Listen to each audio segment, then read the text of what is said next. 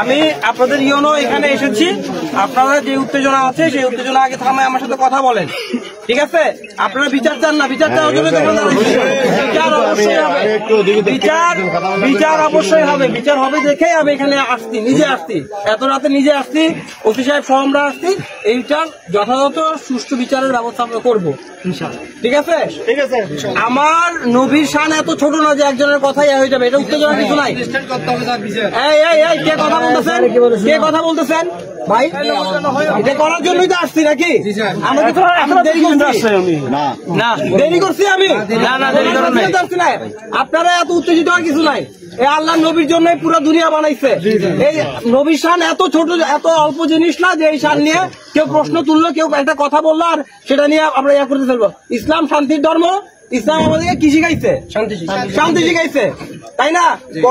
আল্লাহ নবীর রাস্তায় যে কাটা দিয়ে রাখছে, আল্লাহ তারা তারা ইয়া করছে না, সে বুড়িকে দেখতে গেছে না, সেবা করছে না, করছে কিনা?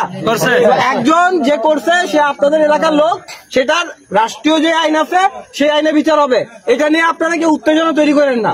আমরা আসছি কি জন্য? শোনার সাথে সাথে আমি দৌড়ায় চলে আসছি, ওসি সাহেব আসছে, যাতে এটার সুষ্ঠু একটা বিচার হয় সেই বিচারটা আমরা নিশ্চিত করব। আপনারা এখানে উত্তেজনা ছড়ায়েন না। ইসলামকে আমরা ইয়া করতে চাই না, যে ইসলামের যে সঠিক শিক্ষা হওয়ার জন্য বিষয়টা হবে দেখে তো আমি আসছি না। সুযোগ কেমন দিবে? সুযোগ দিবে না তো, দেখেন ওটা এখনো বাসায় আছে, ও বাসায় আছে,